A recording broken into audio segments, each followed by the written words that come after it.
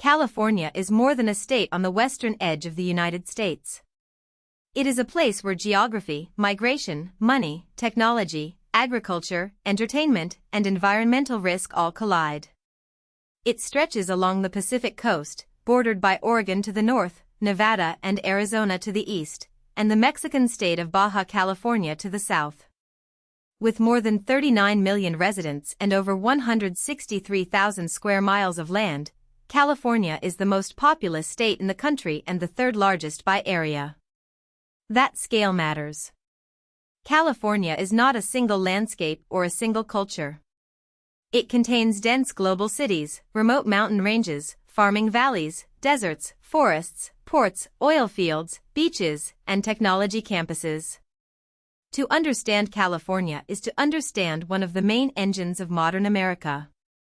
Long before California became part of the United States, it was one of the most culturally and linguistically diverse regions in pre-Columbian North America.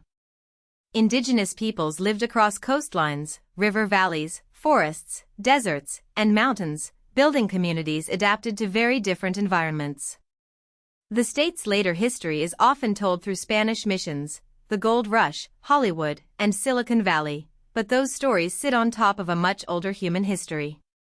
European arrival did not simply add another chapter, it disrupted existing societies through disease, forced labor, land loss, and violence. Any serious account of California has to begin by recognizing that its famous diversity did not start with modern immigration. Diversity was already a defining feature of the region before colonization. European exploration of California began in the 16th and 17th centuries, but colonization intensified under the Spanish Empire.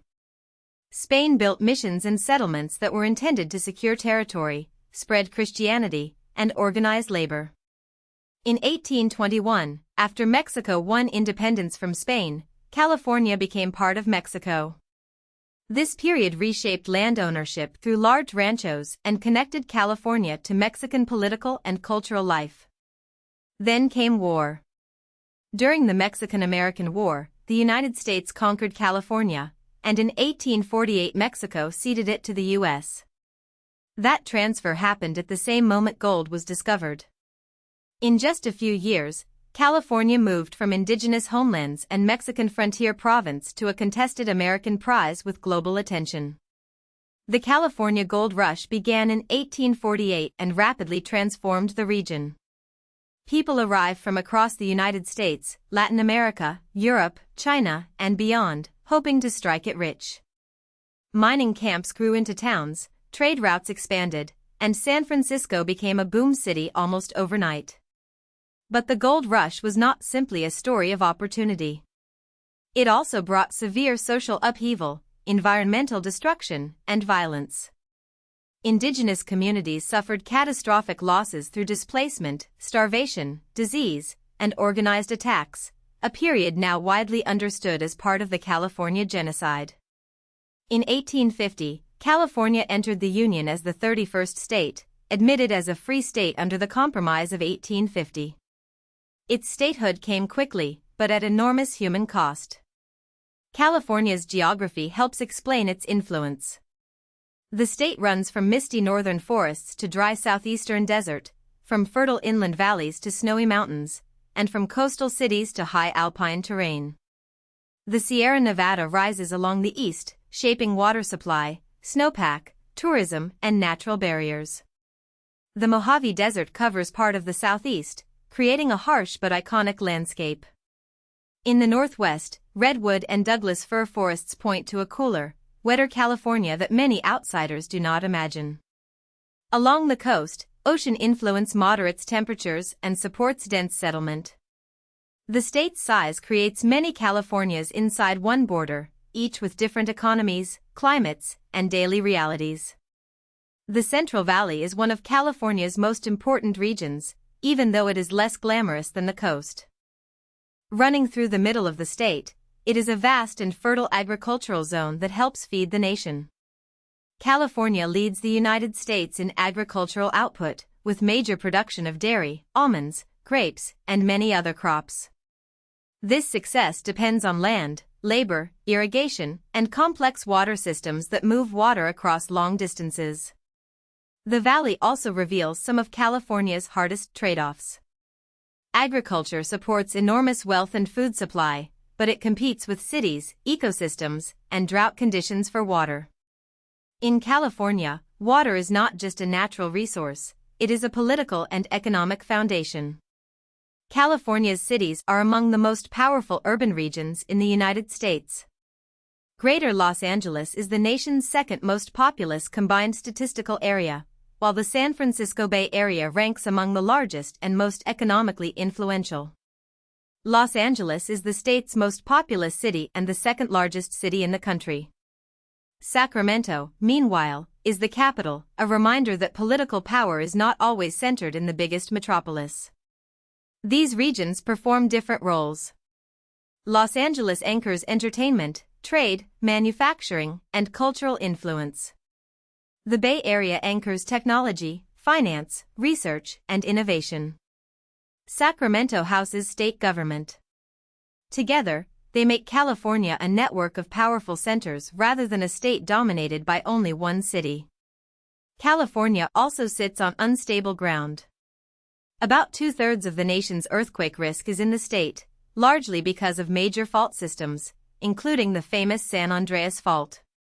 Earthquakes are part of California's identity, but the risk is not just cinematic. It affects building codes, infrastructure planning, insurance, emergency preparedness, and public memory. A major earthquake can damage roads, bridges, ports, water systems, power lines, and housing across huge urban areas. Californians live with the knowledge that the landscape is still moving. The same forces that created mountains, valleys, and dramatic coastlines also create danger. In California, natural beauty and geologic risk are inseparable. Climate is another defining challenge. California's climates range from moist temperate rainforest in the north to arid interior desert and snowy alpine mountains. But overall, the state is warming and drying. Wildfires have become more frequent and destructive, driven by heat, dry vegetation, wind, land management issues, and expanding development in fire-prone areas. At the same time, California increasingly experiences weather whiplash. Intense drought can be followed by extreme rain and flooding. This creates a difficult planning problem.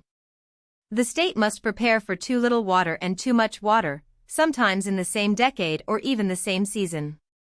California's future depends heavily on how it adapts to a more volatile climate. Economically, California is a giant. Its gross state product is larger than that of any other U.S. state, and by 2025 estimates, it ranks as the world's largest subnational economy. If California were an independent country, its nominal GDP would place it among the largest economies on Earth. That economic power comes from many sectors at once: technology, entertainment, agriculture, trade, real estate, tourism, energy, education, and professional services. California is often discussed through the lens of startups and movie studios, but its economy is much broader. It produces food, moves goods, refines oil, builds software, sells culture, and attracts capital from around the world. Its influence is economic because it is diversified. California's position on the Pacific makes it central to global trade. The Port of Los Angeles is the busiest port in the United States, and together with the broader Southern California logistics network, it plays a major role in the global supply chain. A huge share of goods imported into the U.S. passes through California, then moves by truck and rail to warehouses, stores, factories, and homes across the country. This makes California a gateway between the American consumer economy and manufacturing centers across the Pacific. But it also means disruptions at California ports can ripple nationwide. Supply chains may seem invisible when they work, but California is one of the places where the system becomes visible. California's cultural power is just as important as its economic power.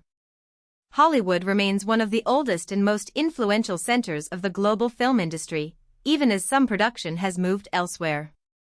Since the 1920s, California-based entertainment has shaped how people around the world imagine America, fame, beauty, crime, romance, technology, and the future. The state's influence extends beyond film into music, fashion, sports, and lifestyle.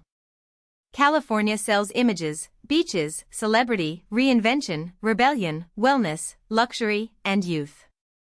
These images are not the whole truth of the state, but they are powerful exports. California became a place people watched before they ever visited, and that made it a global idea as much as a geographic place.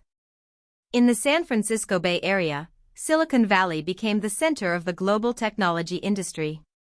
Its rise was built from universities, defense spending, venture capital, engineering talent, startup culture, and networks of companies that learned from and competed with each other. The products and platforms associated with Silicon Valley changed communication, work, shopping, entertainment, transportation, and politics around the world. Yet this success has also created tension, high housing costs, inequality, displacement, and debates over the social power of technology firms. This is California in miniature.